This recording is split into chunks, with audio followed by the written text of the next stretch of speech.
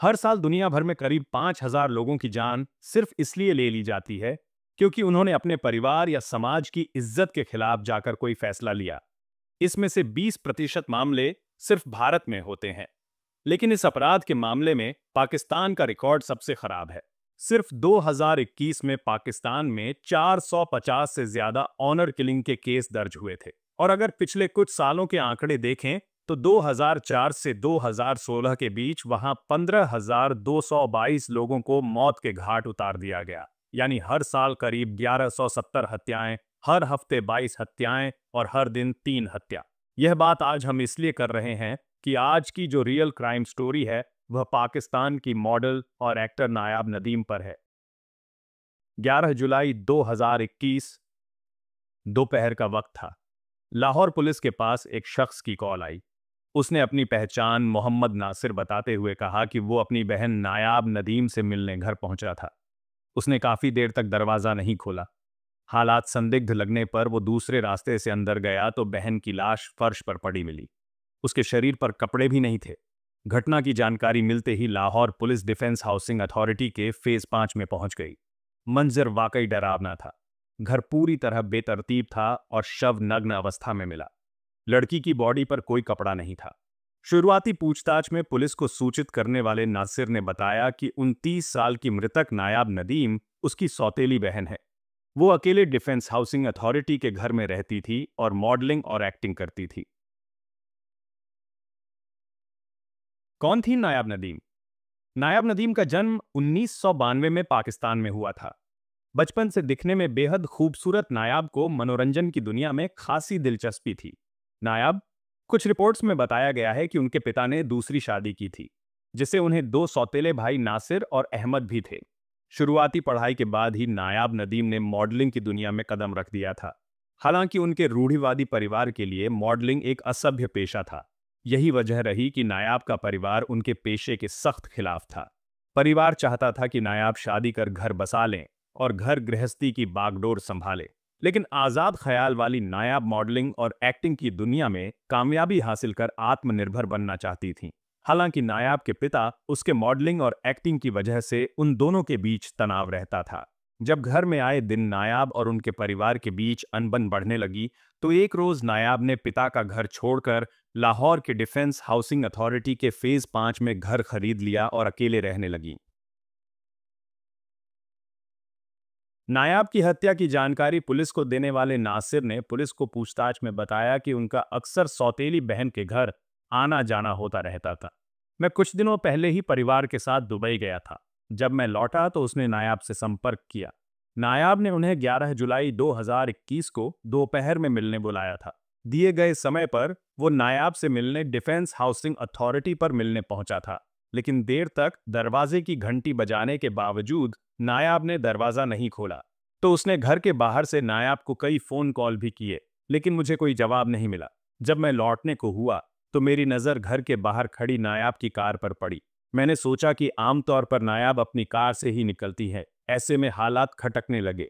हालात संदिग्ध लगने पर नासिर ने दरवाज़ा तोड़ा और अंदर दाखिल हो गया। तो मंजर देख मेरा दिल दहल उठा। मेरी बहन फर्श पर पड़ी हुई थी और जिस्म पर एक कपड़ा भी नहीं था। मैंने तुरंत शरीर को ढक दिया। पास जाकर तफ्तीश की तो पाया कि नायाब की सांसें थम चुकी थीं। नासिर से पूछताछ के बाद पुलिस ने जांच के दौरान पाया कि नायाब के घर के बाथरूम की खिड़की टूटी हुई है।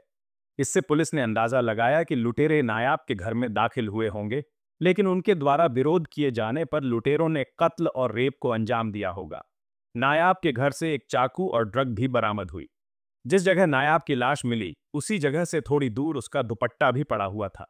पुलिस ने नायाब के शव को पोस्टमार्टम के लिए भेजा और फॉरेंसिक टीम ने पूरे घर को बारीकी से स्कैन किया। पोस्टमार्टम के बाद नायाब का शव उनके पिता और सौतेले भाइयों को सौंप दिया गया। डिफेंस हाउसिंग अथॉरिटी के फेज 5 में उस जगह चंद हफ्तों पहले ही एक ब्रिटिश पाकिस्तानी माहिरा की हत्या हुई थी। 25 साल की महिला भी उस इलाके में अकेले रहती थी। दोनों कत्ल में काफी कुछ मिलता जुलता था। माहिरा मर्डर केस में भी पुलिस के हाथ कुछ नहीं लगा था। ऐसे में पुलिस ने यह मानते हुए जांच आगे बढ़ाई कि शायद यह सीरियल किलिंग का मामला हो सकता है। जिसमें लुटेरे अकेले रहने वाली महिलाओं को टारगेट कर उनकी हत्या कर देता है। पाकिस्तानी पुलिस ने इलाके के आसपास लगे सीसीटीवी कैमरों की फुटेज को भी स्कैन किया जा रहा था। सीसीटीवी फुटेज से सामने आया कि एक शख्स नायाब के घर के आसपास बार बार दिख रहा था। हालांकि कैमरा क्वालिटी खराब होने के कारण उस शख्स का चेहरा साफ नजर नहीं आ रहा था। चंद दिन ही बीते थे कि पुलिस सीरियल किलिंग की जांच के दौरान डेड एंड पर आकर रुक गई। दरअसल माहिरा मर्डर केस सुलझ गया था। माहिरा के दो दोस्तों ने उनके कत्ल की जिम्मेदारी ली थी।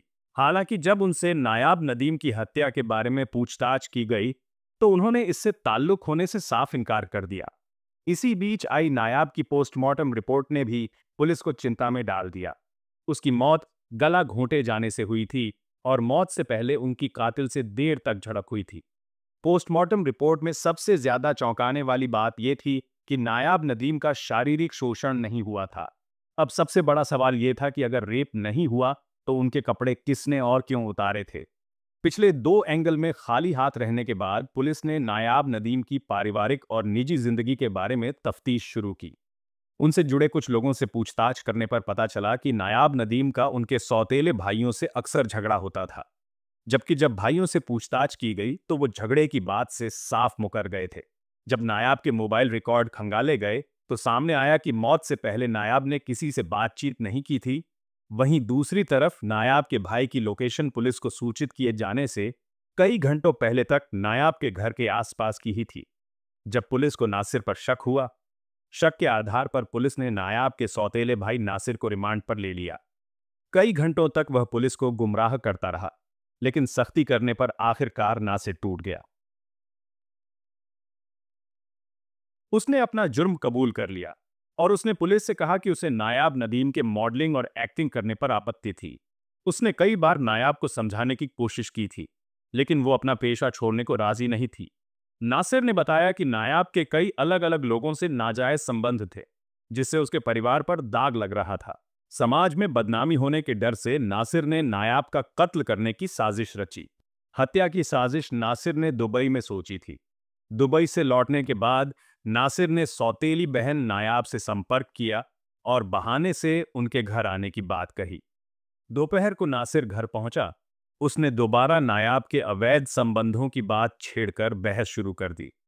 हालांकि वो उनके घर हत्या की साजिश के तहत पहुंचा था। उसने नायाब के खाने में नशीली दवा मिलाई थी, जिसे नायाब खाकर बेहोश हो गई। तो नासिर ने नायाब के दुपट्टे से नायाब का गला घोंटकर उनकी हत्या कर दी। नासिर ने हत्या को लूट और रेप का रूप देने के लिए अपनी ही बहन के शरीर से पूरे कपड़े उतारे। कुछ देर बाद वो घर को अंदर से लॉक कर बाथरूम की खिड़की तोड़कर बाहर निकला और फिर पुलिस को इत्तला दी। पंजाब पुलिस के स्पोक्सपर्सन राना आरिफ ने पीटीआई को नायाब नदीम के ब्लाइंड मर्डर केस के सॉल्व होने की जानकारी देते हुए यह भी बताया कि हत्यारा नासिर नायाब के घर पर कब्जा भी करना चाहता था। पाकिस्तान में 2004 और 2016 के बीच 15,222 हत्याएं हैं, यानी हर साल 1,170 और हर हफ्ते 22 हत्याएं हो रही हैं। ये आंकड़ा दुनिया में सबसे ज्यादा है। इसे रोकने की काफी कोशिशें भी हुई, लेकिन ये तमाम कोशिशें अभी तक नाकाफी साबित हुई हैं। आपको हमारी वीडियो कैसी लगी कमेंट में जरूर बताना, और अगर चैनल पर नए हो तो चैनल को सब्सक्राइब कर दो, वीडियो को लाइक कर दो, और ऐसी ही और वीडियो हमारे चैनल पर और भी है, प्लीज उसको भी देखें। वीडियो पूरी देखने के लिए धन्यवाद।